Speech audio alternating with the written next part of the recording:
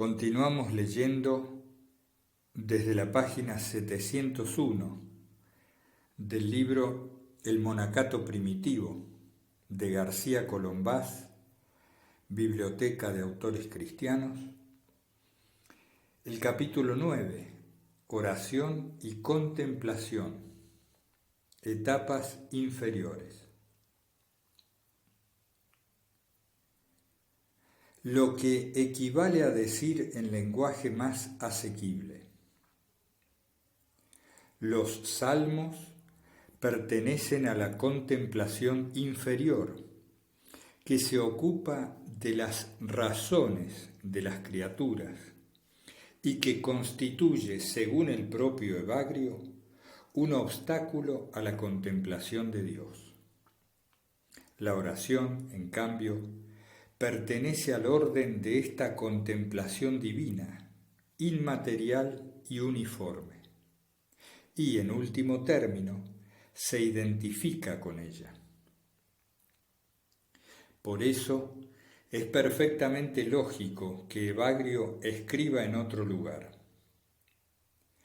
si se te ocurre una reflexión provechosa, que te supla la salmodia. No rechaces el don de Dios para mantener la tradición. Sería hacer un desaire a Dios, efectivamente, dejar de seguir su inspiración por el infundado escrúpulo de infringir la regla de las oraciones canónicas. El texto evagriano prosigue: una oración en la que no interviene la consideración y la vista de la inteligencia es una fatiga de la carne. No te complazcas en la multiplicidad de los salmos, que arroja un velo sobre tu corazón. Más vale una sola palabra en la intimidad que 1000 en la distancia. Evidentemente, Evagrio Póntico no era el único maestro espiritual del monacato primitivo que pensara de este modo. En Occidente, lo acabamos de ver, divulgaba Casiano ideas parecidas. San Nilo, de Ancira, aunque apreciara mucho la salmodia, distinguía netamente entre la oración vocal y la de los perfectos, que consiste en inefables efusiones de un corazón abierto a Dios de par en par. Esta oración inefable se refleja al exterior, haciendo resplandecer la faz del monje, hasta parecerse al mismo Señor transfigurado, radiante de divina belleza en la cumbre del Tabor. La doctrina de Diádoco de Fótiche, por citar todavía otro testimonio, no es menos categórica. Puesto a escoger entre oración vocal y mental, prefiere decididamente la segunda, que se desarrolla en el secreto del corazón bajo el impulso del Espíritu Santo. Obsérvese bien. No son tan solo los monjes doctos los que dan la preferencia a la oración personal y secreta sobre la canónica. El cuidado de evitar en lo posible las celebraciones comunitarias demasiado acaparadoras y, en último término, fuente de distracciones, para cultivar mejor una oración íntima e ininterrumpida, en cuanto esto es dado a la humana naturaleza, lo hallamos por doquier entre los monjes antiguos. Así, en el cenobitismo pacomiano, es cierto que las reglas se refieren con cierta frecuencia al oficio canónico, pero no debemos dejarnos impresionar por este criterio un poco superficial.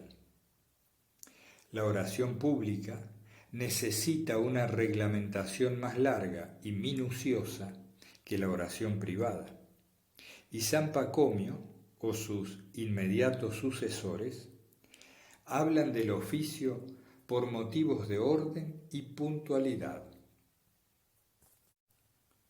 Pero en ningún lugar de los reglamentos se subraya la importancia de la oración comunitaria ni se le da la primacía, mientras sí se recuerda a los monjes su deber de meditar continuamente la Escritura, esto es, su obligación de cultivar la oración perpetua.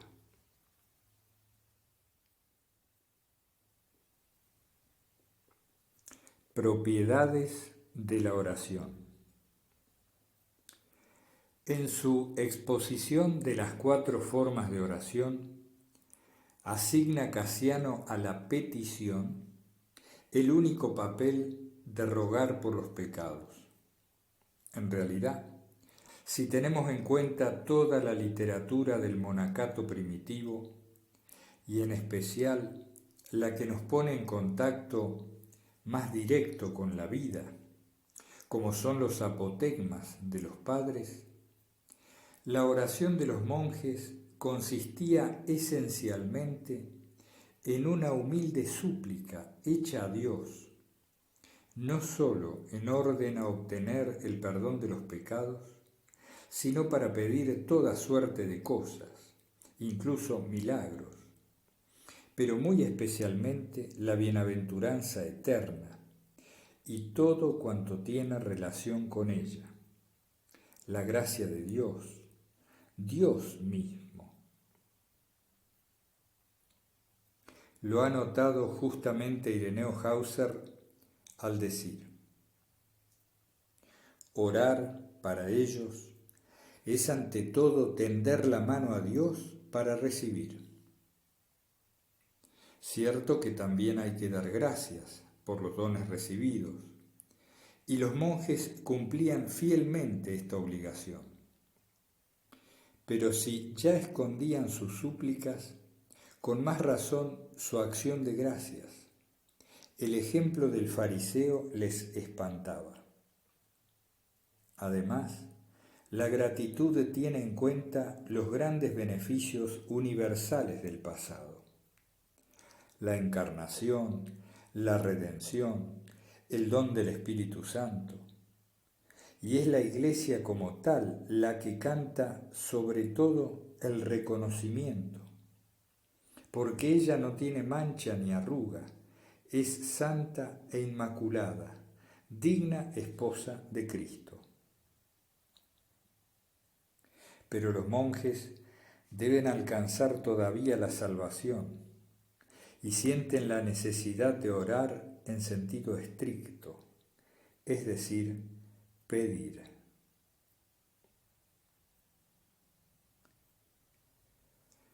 Decididamente, la oración de los monjes antiguos tiene como primera característica la de ser una plegaria en sentido propio, deprecación u oración ferviente para pedir una cosa.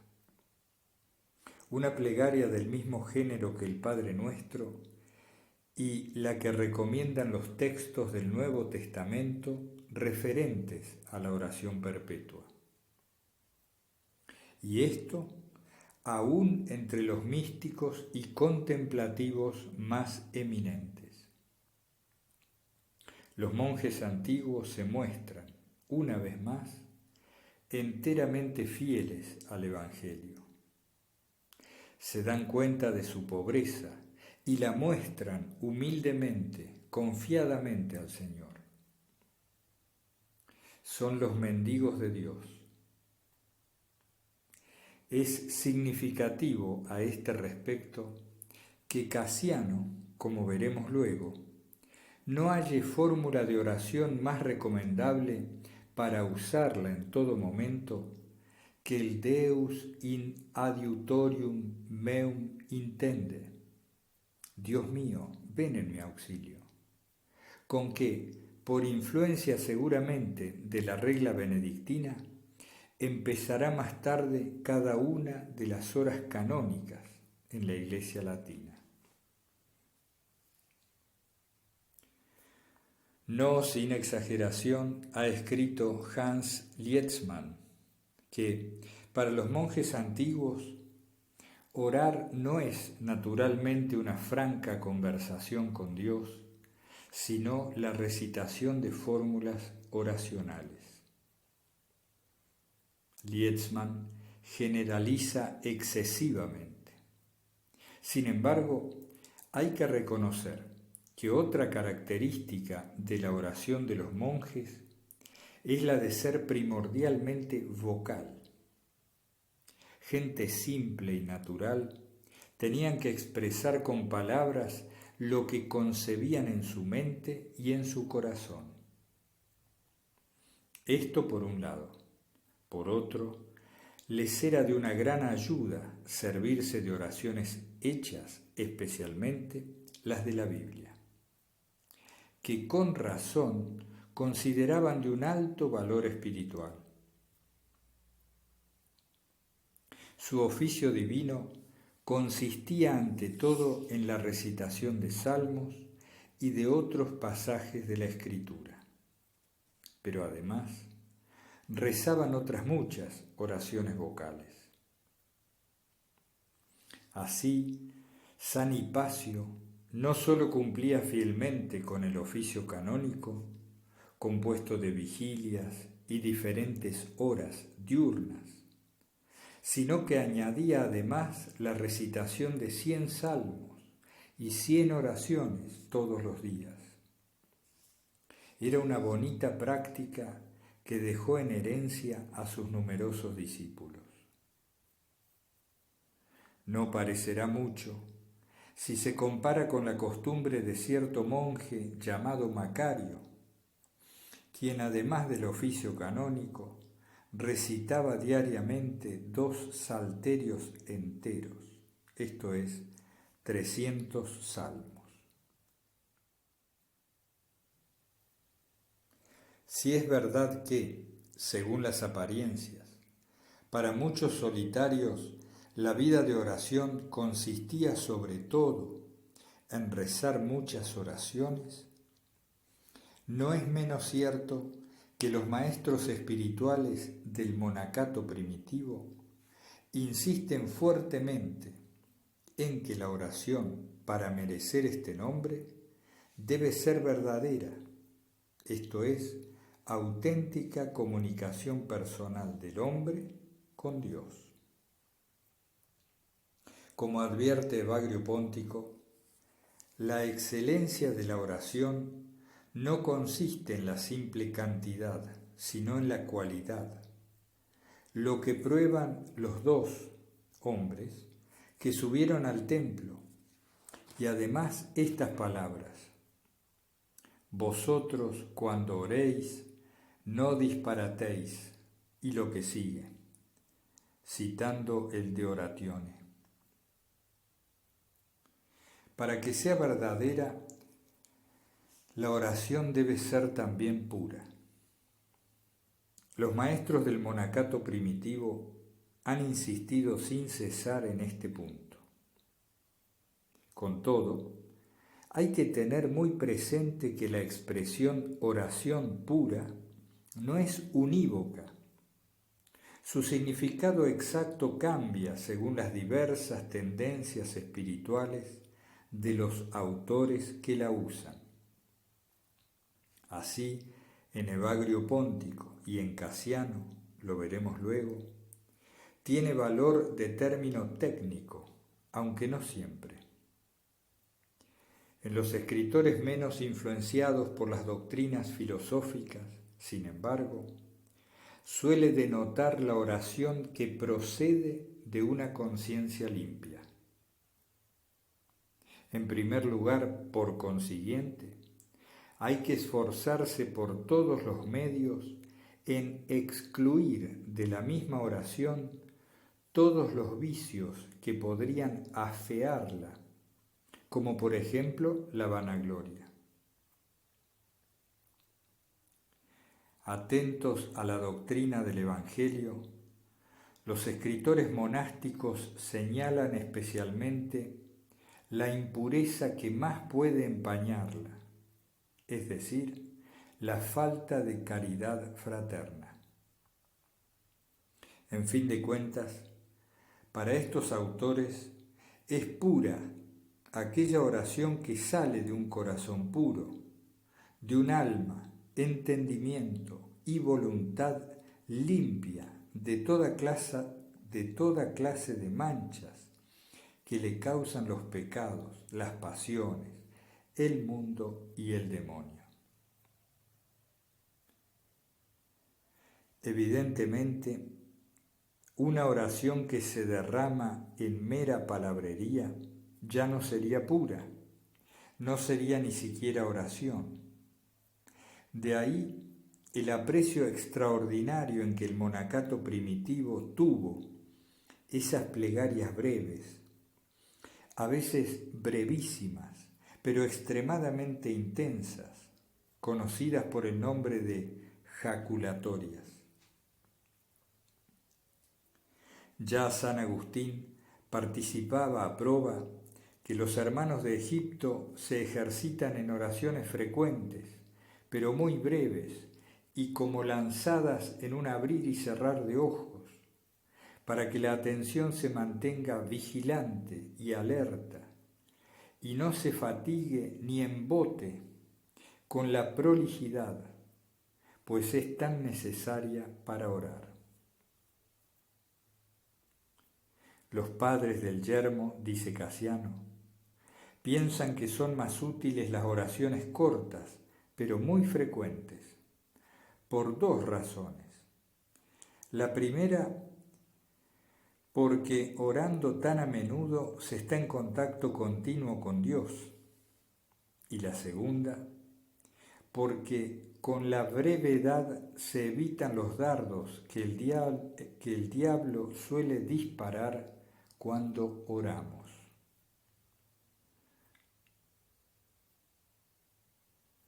Las mismas distracciones no son obra del tentador, que no puede sufrir que el monje ore. En fin de cuentas, la oración no debe prolongarse para que sea verdaderamente pura. Para dirigirse a Dios basta una frase, una exclamación, un versículo de un salmo. Unos hermanos preguntaron a Apa Macario, ¿cómo se debe orar? El anciano respondió, no es preciso hacer grandes discursos, basta levantar las manos y decir, Señor, como lo quieres y sabes, ten piedad. Y si el combate se prolonga, Señor, ayúdame. Él sabe lo que necesitamos y tiene compasión.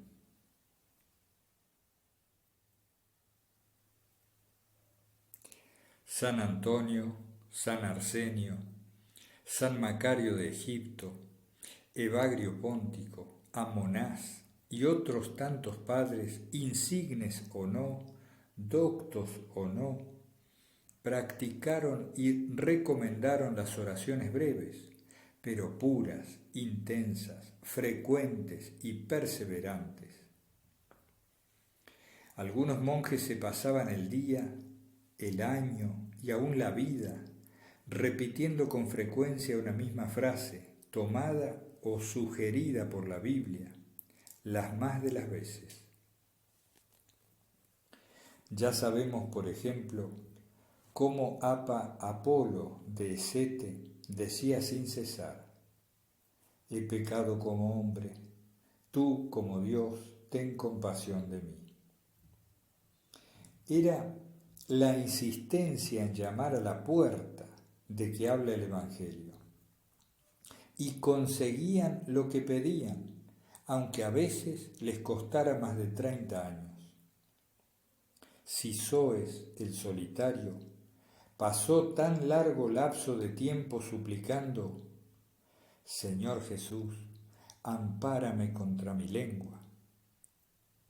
La literatura referente al monacato primitivo está llena de ejemplos de esta clase.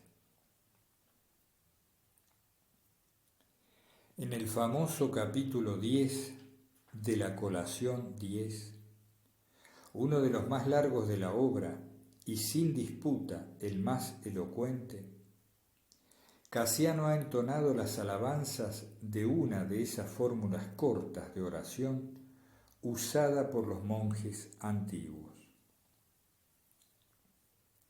El abad de Marsella no ha falseado en modo alguno las enseñanzas de sus maestros del desierto, atribuyéndoles sus propias ideas acerca de la excelencia, el uso y la eficacia de las jaculatorias. Todo el mundo estaba de acuerdo en que la continua repetición de una invocación breve, pero intensa, que recordara al monje su condición de pecador, de criatura desvalida, y expresara al mismo tiempo su inmensa confianza en la bondad salvadora y santificadora de Dios, era una ayuda inapreciable en el camino de la virtud y aún una excelente preparación a recibir el don gratuito de la contemplación.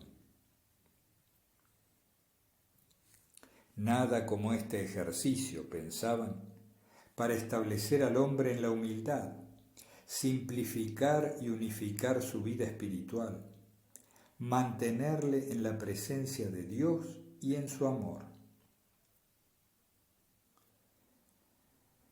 La tradición oriental posterior preferirá la llamada oración de Jesús. Señor Jesús, Hijo de Dios, ten piedad de mí, pecador. Casiano, entre los centenares de fórmulas que tendrían sus entusiastas en el mundo monástico, escogió y alabó con singular fervor y comunicativo entusiasmo el primer versículo del Salmo 70. Oh Dios, ven a librarme. Oh Señor, ven a prisa a socorrerme. Apa Isaac, en cuyos labios pone Casiano sus dos grandes conferencias sobre la oración y contemplación, declara que esta fórmula constituye una enseñanza esotérica, un secreto que le comunicaron unos pocos de los padres más ancianos que quedaban, y que éstos reservaban solo para los poquísimos que suspiraban por el verdadero camino. Es una fórmula de piedad que excita en el hombre toda suerte de buenos sentimientos, un arma contra toda clase de tentaciones, una medicina contra todas las enfermedades del alma, una ayuda inapreciable para mantener vivo el recuerdo de Dios y sostener una oración en todos los momentos. En una palabra, la maravillosa fórmula es útil para todo. Es imposible recomendar una cosa con más calor del que pone Casiano en estas páginas reveladoras, con toda probabilidad, de una auténtica y maravillosa experiencia espiritual. En el capítulo siguiente explica Casiano con alguna detención cómo la incomparable fórmula, fielmente usada por el monje, le conduce a la más pura de las oraciones puras. Una oración que no se ocupa de la consideración de imagen alguna, ni se expresa con palabras, sino que brota con la intensidad de una chispa, un transporte inefable, un ímpetu espiritual insaciable. Arrebatada a los sentidos y a todo lo visible, el alma se dirige a Dios con suspiros y gemidos inenarrables. A estas alturas místicas conduce, según Casiano, su fórmula pietatis. Pero nosotros no podemos pararnos en ellas. Prosiguiendo nuestro análisis de los principales rasgos de la oración, tal como fue concebida y practicada por los monjes antiguos, señalemos otra característica: la perseverancia. Perseverancia no solo en la oración, sino en un tipo especial de plegaria. El Deus in adiutorium de Casiano es un ejemplo notable de ello.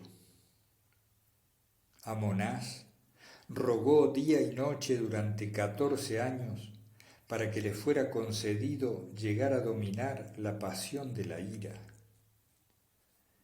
Ya hemos visto que Sisoes pidió insistentemente por espacio de 30 años: Señor Jesús, ampárame contra mi lengua.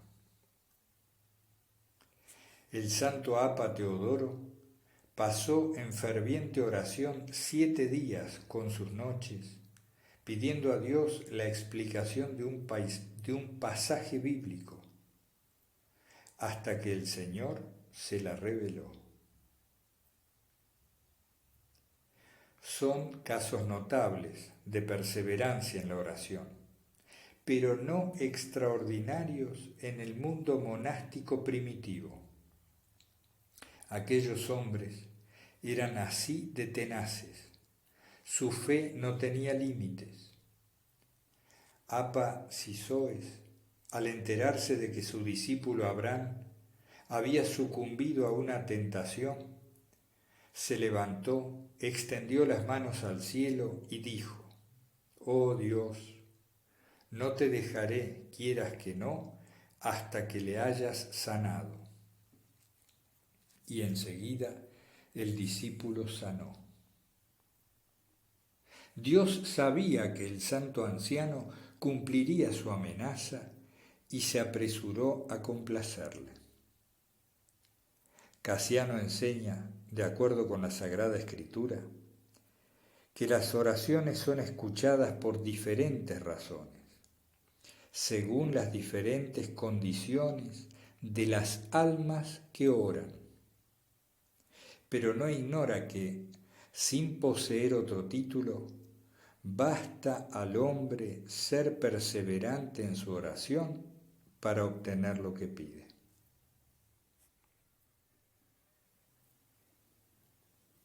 Otro aspecto de la oración del monacato primitivo que no puede descuidarse en modo alguno son las lágrimas. La oración acompañada de lágrimas gozaba de un prestigio incomparable. Y se comprende. ¿No constituye acaso la compunción del corazón, uno de los tesoros más estimados de las primeras generaciones monásticas, hasta el punto de hacer de ella el ambiente normal en que transcurría su vida? Su oración, por lo tanto, no podía menos de estar profundamente marcada por este sello que la autenticaba. Justamente ha notado un buen conocedor de la espiritualidad oriental que los monjes influyeron de un modo decisivo en dar un nuevo rumbo a la oración cristiana.